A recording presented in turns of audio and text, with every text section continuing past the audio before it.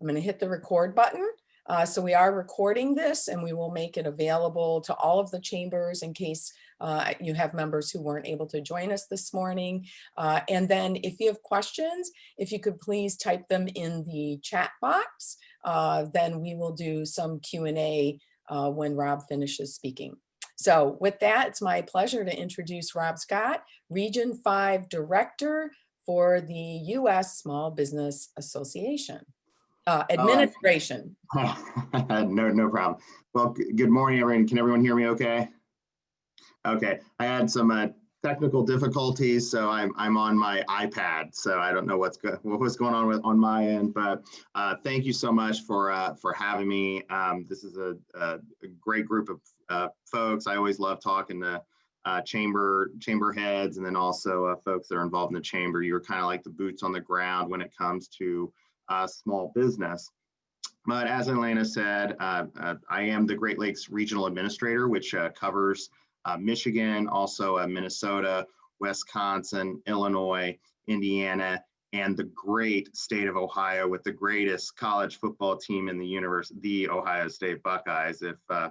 Yeah, well, I mean, I'm sorry, we win, you know. It's not my fault you guys can't play football in Michigan. I just had to get that jab in since I'm talking to folks in Michigan, but I do love spending time up there. I've actually been spending a lot of time in Michigan lately, and it's a great state. It's a beautiful state. I do enjoy visiting. So, but to kind of talk about basically what we've been going through in 2020. It's kind of a blur, and I think it's a blur for all of you. And the year cannot end fast enough. But I think dealing with it economically, it's going to be around for a while. So to talk about what the U.S. Small Business Administration is doing and is going to do, obviously we were this little tiny agency of about 4,000 employees across the country, the smallest cabinet level agency in the federal government. Now everyone knows us for good or for bad. And so that is quite the adjustment, but we're known for the PPP program now, the Paycheck Protection Program, where nationally we did 5.2 million total PPP loans, $525 billion across the country. We did that in a little over 4 months, and we wouldn't have been able to do it if it wasn't for our great lending community across the country that stepped up. We started with 1,800 lenders, active SBA lenders. We now have 5,500 active SBA lenders thanks to the PPP program. In Michigan, we did about 110,000 PPP loans for $16.5 billion in PPP loans. Now, I know you guys heard about our other products, and yesterday, this is late breaking news I'm providing you folks on this call in Michigan. For total loans between PPP, the economic injury disaster loans as of right now, and our traditional loans in the state of Michigan, we did 300 and a little over basically 343,000 loans for FY20 for a total of almost $22 billion in the state of Michigan. Again, third in my region. I oversee 6 states. Number 1 was Illinois. Obviously, it's a big state, Chicago. Second would be my state, Ohio, and then third, Michigan. But again, if you track this as a percentage over the 50 states, Michigan was in the top 10, which is a big deal. This entire region, the Great Lakes region, did extremely well. We were number 1 in the country. And what I put that in is a testament to our lending community. We have a very, very, very strong lending community in the Great Lakes region. Obviously, since we're very, the Great Lakes region is very about small business and manufacturing, and we do have a good rural farming community in our region as well, which makes up a lot of these loans too. For the first time in the SBA's history, we did a lot of rural loans as well for folks in rural America. And I can break this out in our traditional programming. This is minus PPP, minus the economic injury disaster loan through our disaster assistance program. Michigan did a little over 2,000 loans for about $728 million. So our traditional products like the 504 program and the 7A, and if I'm talking Greek to you, I'll go into detail about that. But you guys were actually third again in the region by just a little bit. You came very close to surpassing. You were very on the heels of Ohio. So, but you did very well in our traditional programs. And no, for those like 4 or 5 months that we were doing PPP, that's all we were doing. We were not doing our traditional products. We kind of put that on hold because we couldn't handle anything else other than PPP. So just to put that into perspective. But the PPP program, it's still alive and kicking. We're not taking applications for it, but we are in the forgiveness period. And I'm sure I'm going to get 1,000 questions on that. And just to kind of recap on the forgiveness portion, you kind of have 3 different sets of documents. And again, what I would tell your members is work with your lender. Your lender is the one that is going to be submitting that forgiveness application to us. We did create, literally about 3 weeks ago, released a 50K and below forgiveness application. It's a 1-pager. And it's very simple. You just certify, hey, I use the funds on a 60-40 split, 60% for salaries for the employees, 40% for qualified business expenses, that you didn't do anything nefarious with the funds, and submit that to your lender, and then they submit that to us. That covers 67% of under 50K of all the PPP loans in the country. There's talk right now in Congress of doing something for 150K and below on the PPP, to have either a 1-page form similar to what we did for the 50K and below, or, which a lot of lenders want this, and again, the jury's still out on whether Congress will do this or the president will act, 150K below, giving blanket forgiveness, saying if your loan is below 150K, it's forgiven. Goodbye. Don't talk to us again. And that's 85% of all the PPP loans. The vast majority of our community banks, our credit unions, they're well below that 150K threshold. Like literally, I met with a bank in Grand Rapids, it was Choice, and they were saying, yeah, we only have 2 loans over 150K. So if you guys did that, that would be amazing. Like it would save so much compliance burden off the lender, and then they could move on and do what they do, which is service their customers and not have to bang on their customers, say, hey, I need these tax forms, I need these payroll records, whatever it may be. So we are looking at that. That takes an act of Congress, which right now, as you all know, is almost like a divine intervention for that to happen at this point. But I think after the election, that's seriously on the table. I bring up Senator Marco Rubio just for this point. He is chair of the Senate Small Business Committee. That's where the PPP program kind of originated, and then it went over to the House side, and then it got voted in, and then the president signed it into law. Senator Rubio introduced a bill for the 150K and below forgiveness, and additionally introduced a bill that would create a second round of the PPP program, or what I call a PPP, the sequel. And what he's wanting to do is we did not expend all of our PPP funds at the SBA. We have $138 billion left. And he wants to create a PPP program, the second, geared toward industry-specific PPP programs. So to give you an example, what he listed in the proposed bill was restaurants, the restaurant industry, obviously highly affected. They kind of limped along through the spring and the summer. They had outdoor dining, all those things. Well, we know in the Midwest, that's not an option now. It's pretty hard to eat your meal at dinner time when it's 25 degrees outside. It's just not going to happen. So looking at a program just geared for the restaurant industry, hospitality industry, hotels, whatever, they've been highly affected because our travel's been cut back so much. Independent entertainment venues, which they haven't even really been able to open.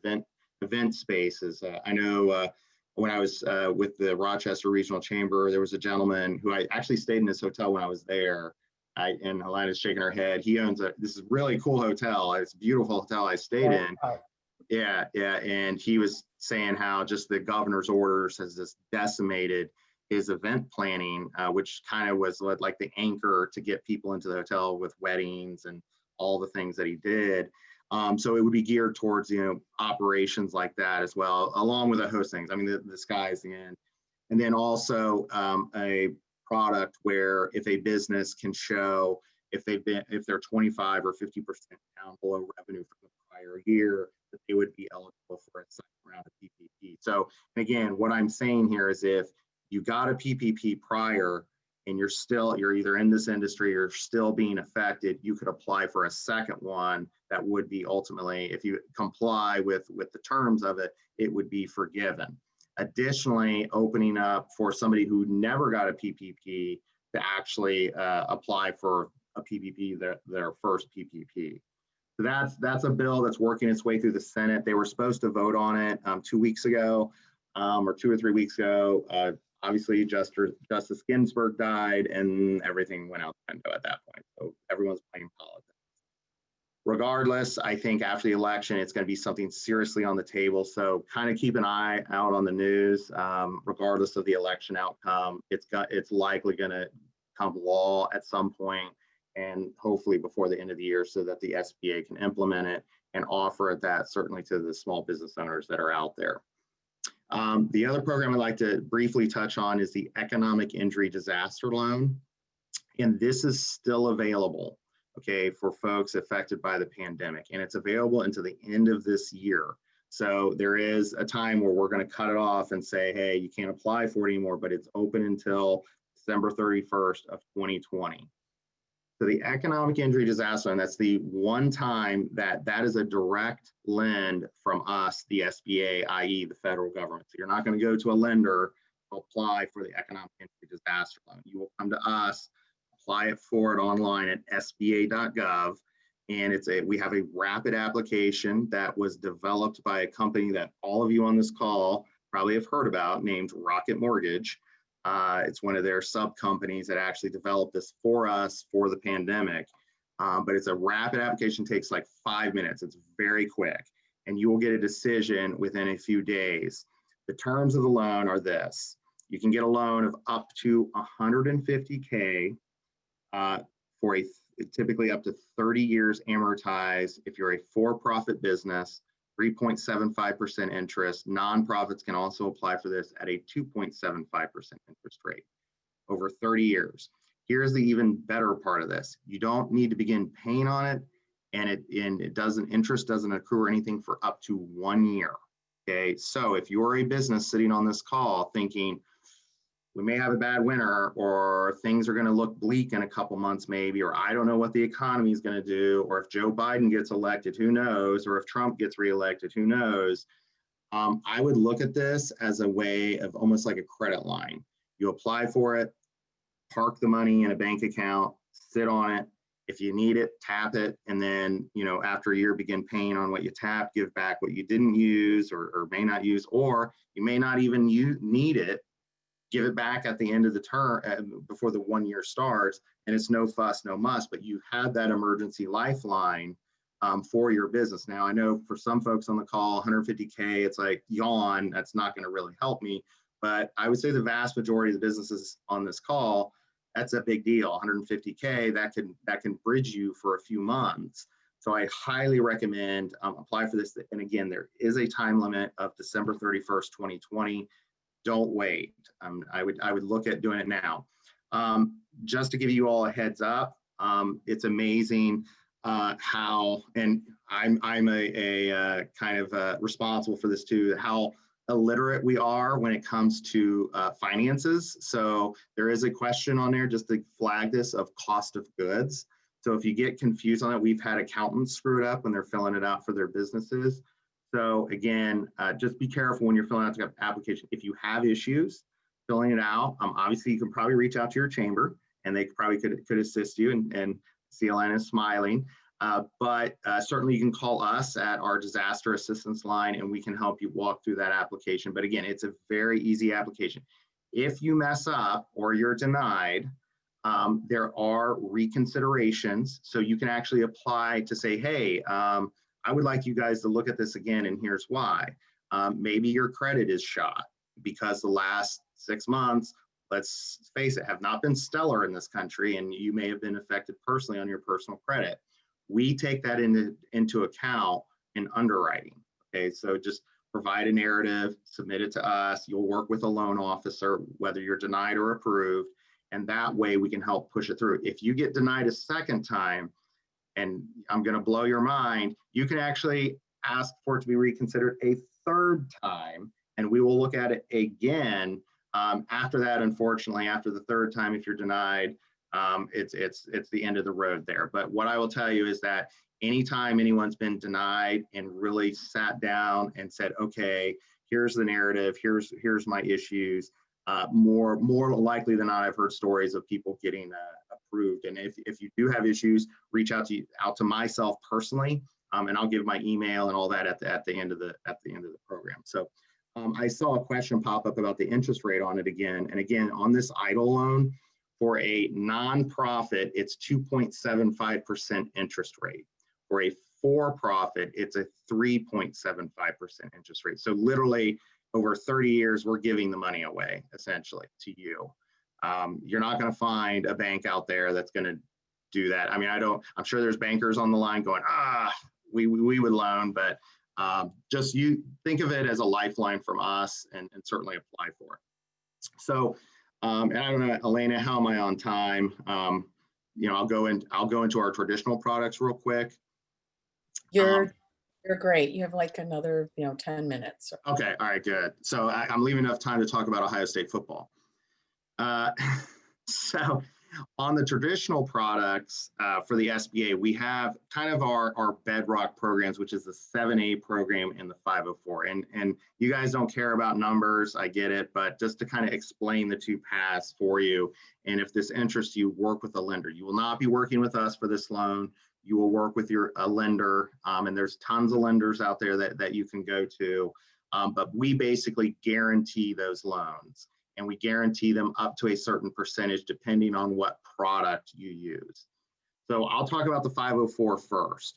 So the 504 program is typically for if you want to buy your building, or you want to buy a building, just not your building, but another building, or you want to locate your business into a commercial space that you want to buy, or if you want to buy new equipment or some major capital type purchase. The 504 program is what I would say perfect for you. Right now, the interest rate is around 2.78%.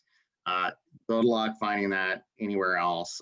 We do a very good job on our interest rates. For the 504 program, it's kind of a mixed bag. So you will work with a CDC, Certified Development Company, a lender, and then obviously yourself. So it's typically a 10-40-50 split, where you have to put in 10% of some type of skin, and then the lender does 40%, and then the CDC does 50%. So that's the 504 program. You can also use the 504 program to refinance. So say like you're currently sitting on a loan that isn't so good and you want to roll some debt into it. The 504 program is a great program to look at, to maybe if you want to lower your payment or give yourself some more runway for the, obviously because it's going to take us a couple of years to get out of this. I would definitely look at the 504 program. Right now, the 504 program is at historic levels. The month of September of 2020 was our best month ever in the SBA in the 504 program. So an option for you to look at. The 7A program, so I'm going to hop to our other landmark flagship program, which actually the 7A program, it has a lot higher volume than the 504 program. That can also be used to purchase a building. It can also be used for, really anything, credit lines, whatnot. It's used less to purchase buildings just because of the caps involved. So typically you can only get up to $1 million in the 7A. In the 504, you can get up to $5.5 million. So, I mean, there are some businesses that, they can purchase a building that's not is under $1 million and including improvements and everything. So the 7A can be used for that. I'm not saying it can't, but the 504 is a little more attractive. You can lock it into that fixed rate, whereas in a 7A, it is variable. It's prime, and it depending on where we're at, typically prime +2, +1, somewhere around there, depending on where we are. But for a 504, it's a fixed rate. You can go to a 20 to a 25 year at a two. It's the 25-year debentures at a 2.78% interest rate right now. It's like flying off the shelves right now on that program. But on the 7A program, and I'm probably confusing some people out there, so I apologize. On the 7A program, probably the most popular product right now in that program is the Express Loan. And what this is under the CARES Act, which the PPP program was under, they allowed for the Express Loan, which is an SBA product, to go from $350,000 to $1 million. And why is this important to you? The Express Loan, you do this through an SBA lender, they can typically do this loan in 3 days. So if you're like needing that type of money quick, and even if it's under $350,000, but up to $1 million, it's capped at $1 million. The lenders are allowed to lend without even coming to the SBA and saying, hey, does this deal look good?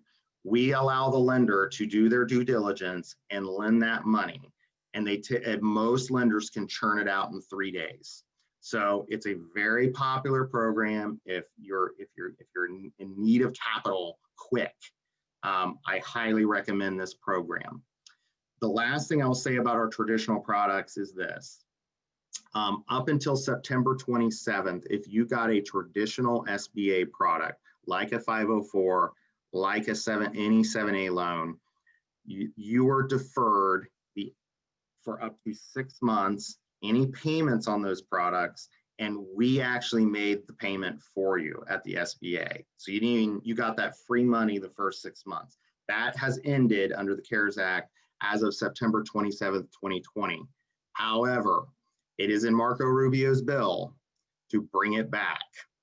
So it was, and again, I just said we came off historic levels of traditional SBA lending. If it comes back and say like you're in a good spot right now, but churning down the way, maybe in a couple months you're not, or say like, you just want to take advantage of the program, which there's nothing wrong with that. Watch this bill, and if it becomes law and you're looking at the 504 program or the 7A program, literally the first 6 months, you're not going to even need to make a payment, and we're making the payment for you, principal and interest. So it's I hate to say it's free money, because if I ever have kids, my kids will be paying for all this that we're doing right now with debt. But we're here in the now. So if you need to improve your situation as a business, I would definitely look at this program. A lot of folks out there took advantage of it. So that's on the traditional products and kind of what to look for. Additionally, we do other things at the SBA other than just lending and doing disasters.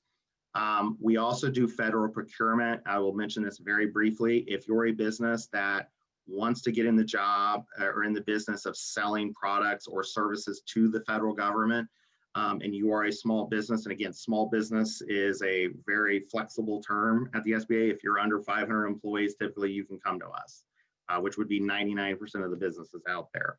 We will assist you in getting yourself certified, whatever you want to do in order to do business with the federal government. We have different programs, the 8A program, many of others that I won't even go into because I could be here for an hour talking about that. But if this interests you, feel free to reach out to me or your chamber, and we will connect you with the folks at the SBA that you need to sit down with to kind of get that going so you can actually do business with the federal government. Now, I know a lot of people are saying, oh, well, I do stuff with the state. It's a different certification. We do work with the state, but it is totally different. Obviously, you can imagine the federal government, it's a couple more hoops you got to jump through, but we help you jump through those hoops. I will end with this, and then I'm sure there's tons of questions geared around forgiveness. I will end with this. We're free. The SBA, all of us are paid by the taxpayers. and feel free to utilize us. We may not have all the answers, and I do not even pretend I have all the answers. But what I will say about our folks that work at the SBA, those folks in the Michigan district office, they will find you the answers. You guys are fortunate in Michigan. You guys have a small business development center in the Michigan SBDC that I know. I'm very close with the head of the Michigan SBDC. His name's JD Collins. You guys have probably the best SBDC in the country. No joke. And I'm saying this about Michigan. It would definitely be, if not number one, number two or three in the country. And it's definitely number one in my region. So I would definitely reach out to JD and his team. They do excellent work. We refer people over to them all the time, and they have resources as well that they can help you. The SBA helps fund the SBDCs. It's kind of like a joint state federal program where the SBA kicks in money and the states and the universities. So definitely resource. Also SCORE. We have a PTAC center there in Michigan. We have a lot of resources for folks in Michigan that feel free to tap us, and it's free. Well, it's prepaid, you're taxpayers, but it's no extra fees, no nothing. So feel free to reach out to us. So again, all of these programs are available at sba.gov. We got a host of information on our websites, videos, info sheets. And then my email is Robert, like it's normally spelled, ROBERT .Scott, SCOTT at SBA.gov. Again, Robert.Scott, SCOTT at SBA.gov. And with that, I will shut up and probably ready for questions. Awesome. Thank you so much, Rob. That was a great rundown of not only the traditional products that the SBA has available, but the new products, of course, due to the CARES Act and the pandemic. I have a couple of things on the EIDL. Thank you for telling us and hammering that home that there is still money available and people can still apply before the end of this year. It is critical for so many businesses if they're going to make it through this winter here in Michigan. And I know there are some rumors going around that possibly our state could get shut down again. I'm not sure the validity of everything of those rumors, but there are rumors of that. And there's great concern, of course, for just the businesses you talked about, the hospitality businesses, the restaurants, our entertainment venues, making it through. I had lunch yesterday with Paul Glantz, who is the owner of Imagine Theaters. And he basically put it this way. He said, I'm quickly running out of runway. And when that runway ends, I won't be, our businesses won't be here anymore. So, so that was great advice. Apply for it, take the money. Our chamber did that. We applied for the EIDL. We got the $150,000. We're sitting on it. We don't need it right now, but we're sitting on it. We are concerned about 2021 and what next year is going to look like. So thank you for that advice. The bill introduced by Rubio, I missed, where is that at? So it's in the Senate. So he's the chair of the Small Business Committee in the Senate. Mm-hmm. And the PPP program started in the Senate. Again, I don't know why they chose the Senate and not starting it in the House, because normally stuff starts in the House. I would imagine the Senate operates a little more, I guess, sanely more than the House. So maybe that's why, but Rubio had introduced a bill. It was supposed to see the light of day. We were preparing for it. And then Justice Ginsburg passed away, and, it's politics. Elena, I can add a little bit to that if you'd like. Oh, thank you. This is Robin Daniels with Senator Peters' office. Good morning, everyone. Thank you. Yeah, as Rob said, it failed to meet what we call cloture. So a vote needs 60 votes, a bill, excuse me, needs 60 votes to make it to the Senate floor where every senator will vote on it. Senator Peters did vote in favor of Rubio's bill, in favor of the renewed PPP funding, but unfortunately it failed to meet that 60 marker. So it's, as Rob said, currently stalled out. But also, as Rob said, I think at this point we are hopeful for movement after the election. Okay. Do you know, Robin, how did Senator Stabenow? I don't know. I don't want to commit to saying either way. I think she might have voted along party lines. I think she voted against the bill. Okay. I'm And- just thinking if this is a Dory's shaking her head. She might know. Well, and Robin, thank you for coming in. And what I'll say, and this isn't a slight against Democrats or Republicans, it's just our process, and both sides have been overwhelmingly supportive of small business. I mean, the PPP program, it was bipartisan. Everyone wanted to save small businesses. So Absolutely. And I didn't want to your like point, there were Republicans that voted not to bring it to closure as well. I don't mean to be partisan either. And I just want people to know so that they know who to contact if this is something that they're interested in seeing moving.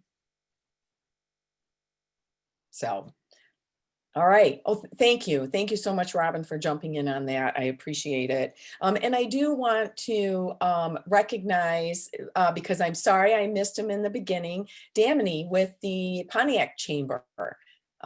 Give a wave. Are you on camera? There you are. Thank you. I'm sorry that I missed you, Damini. So we are a pretty tight-knit group, all of our chamber directors in Oakland County, and we work really well together. And so I always want to make sure I'm recognizing all my colleagues who are on the call. So we have questions in the chat box, as you can imagine. So is there anything in the recent bills to address the taxable part of the PPP forgiveness? So the IRS has issued a notice on whether or not on expenses, on whether a business can, essentially the way the IRS looks at it, if you deduct the expenses from the money that you got from the PPP program, that's double dipping. You're getting credit for something that you used PPP funds to pay for. They have said you're not allowed to do that. Okay, so that would be double dipping. The one other item that I get questioned all the time on is how do you treat the PPP as, is it taxable income? Like, where is that? The IRS has yet to weigh in on that. Again, they should. I totally believe they should, and they likely will. Obviously, Congress can certainly weigh in. I don't know of a bill that is pending out there that does. I have not been informed of one. That doesn't mean there isn't one that's been introduced or whatnot, but we have said that it needs to be addressed because there's businesses that pay quarterlies. They don't know really exactly what to do. We've had CPAs sitting here going, we have no idea what to do. But all the CPAs are saying that if you have income like the PPP, because essentially money that was dropped on you and then forgiven, hopefully you get it forgiven, which we're working on that. In a traditional sense, you would always treat it as earned income. I think this is an exception, but with the IRS, you kind of have to go with what you're used to. And so we're waiting on them to weigh in on it. Okay. All right. Thank you. That was knocked off a couple of the questions.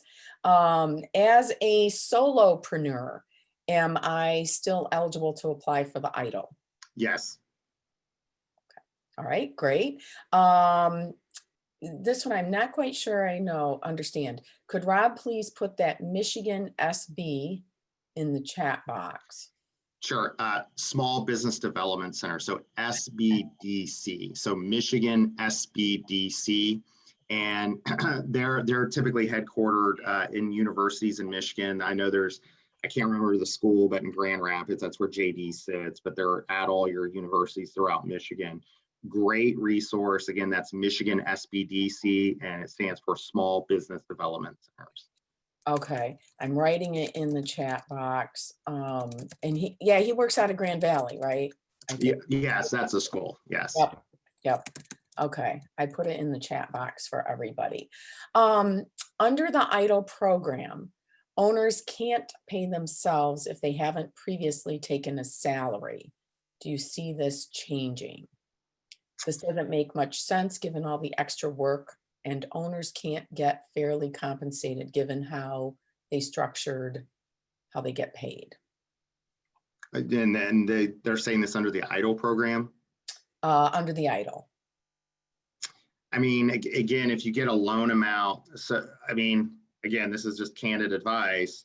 If you get the loan amount, I think that what they're referring to is that they cannot put that as a justification to increase their loan amount. So you have to provide some information about your business and lost revenues to the Office of Disaster Assistance and the SBA. One of them is obviously if you haven't been paying yourself, you can't really refer to that. So what I would say is that, you know, obviously you may not get everything you expect from the EIDL program because you can't put in your own salary if you haven't been giving yourself a typical person W-2s themselves, or however you structure your business. But I would still apply for it and get what you can get to pay for some of those expenses, and hopefully give you just something to help you walk down that line. As far as it changing, I highly doubt it. Okay, all right, thank you. Are there any flyers or charts for these various programs that we can share with our members? Yes, SBA.gov, there's a ton of like info you can download and one pagers and whatnot. Okay, all right, I typed that in the chat box. Another question. I am interested in learning if the PPP forgiveness form is applicable to independent contractors. Yes, if you got the PPP form, or I'm sorry, if you got a PPP as an independent contractor, which you were eligible, we made independent contractors eligible, the form does apply, yes. But again, work with your lender who you got the PPP from. They may have their own process that you need to follow, because we did not tell lending institutions, oh, you have to do it this way. We kind of allowed them flexibility to do their own operations. Okay. The forgiveness forms are out now. Is it advised to wait before filling them out? I know there were some lenders that were advising people to wait because they saw some possible changes coming. What's any advice now? So what I would advise is, one, have a conversation with the lenders, see what they're doing. I do know there's some big lenders out there, Wells Fargo, Chase, Huntington Bank, that have taken the stance that we are not going to do anything for any loan under 150K until after the election. Again, as the woman from Senator Peters' office said, and as I've said, there is a pending bill, and it is likely it's going to, after the election, when, you know, it's a little more flexible, both sides will likely push it through and hopefully get something done for small business. Again, it's not, small business is not really that big of a political issue, in my opinion. Both sides love small business, and it should happen. And so that's why the lending community is like, hey, we're just going to wait because we're not up on a deadline for it anyway. We're going to start getting the process down. And just so you know, the SBA is taking forgiveness applications from lenders, and we've actually forgiven loans. We're starting to do it, and certainly give that info to the lenders so they can tell their customer base, hey, your loan's been forgiven. So we are in that process, but again, it's on the lenders to see how they're going to go about doing that. Okay. This question I think might be up to the lender, but will PPP recipients receive a notice that the forgiveness application was received, accepted, granted? So what we do is we provide that notice to your lender, and your lender should communicate that with you. Okay, that's what I was thinking. Do nonprofits qualify for the 504?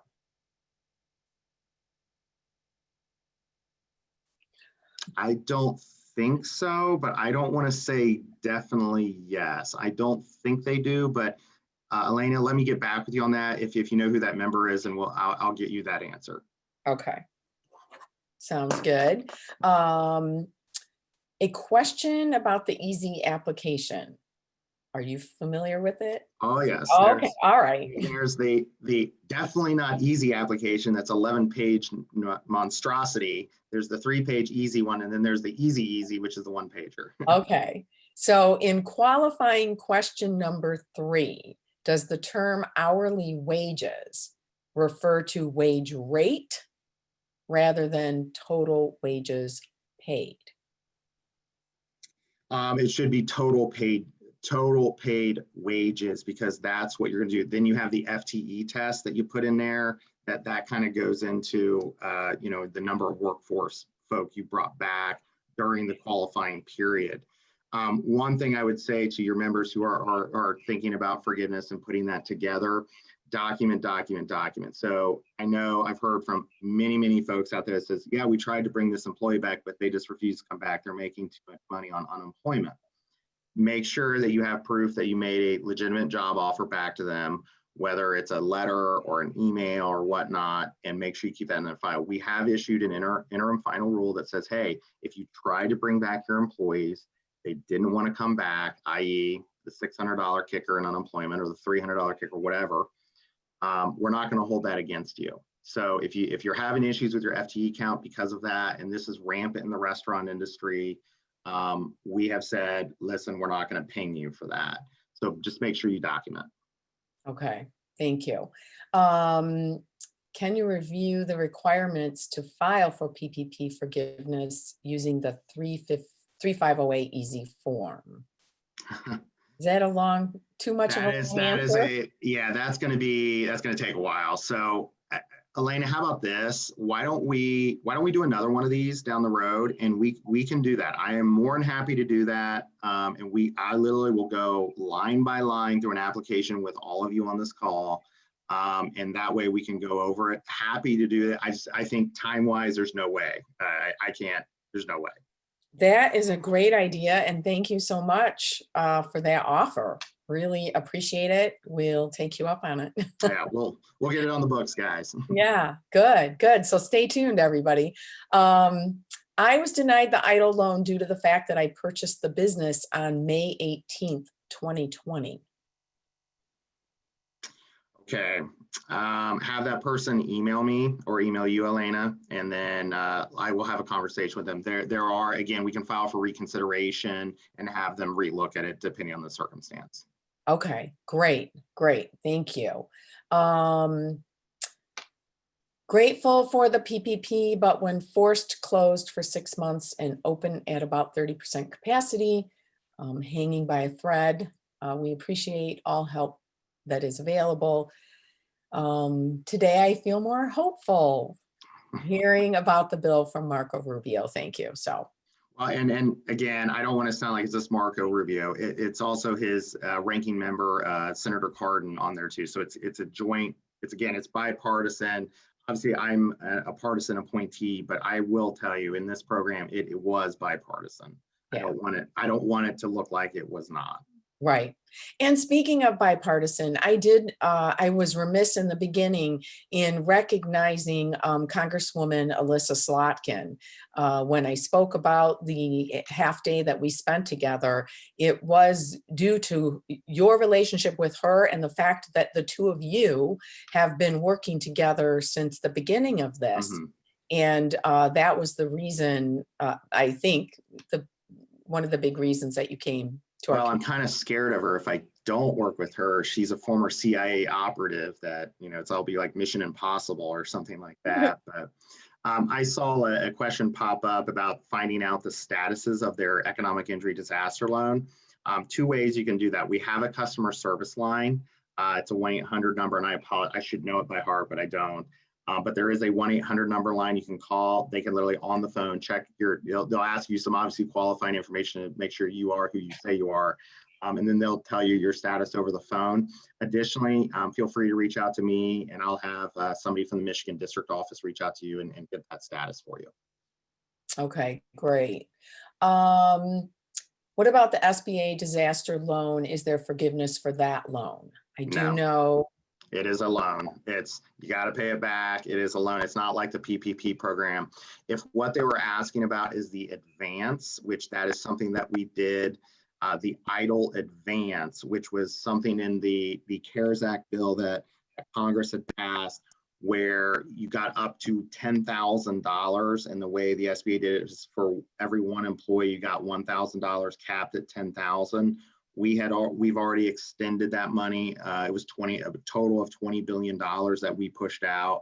That is forgiven, but it's not available anymore. Right. Okay. That's what I thought.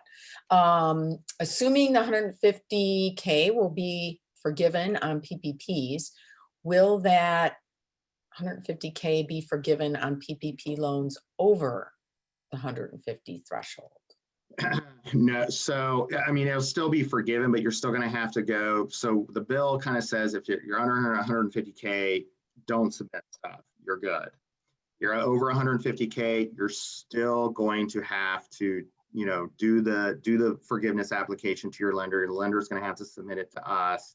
That's kind of where it is. To kind of put in perspective, we have 5.2 million of these. We have 4,000 employees.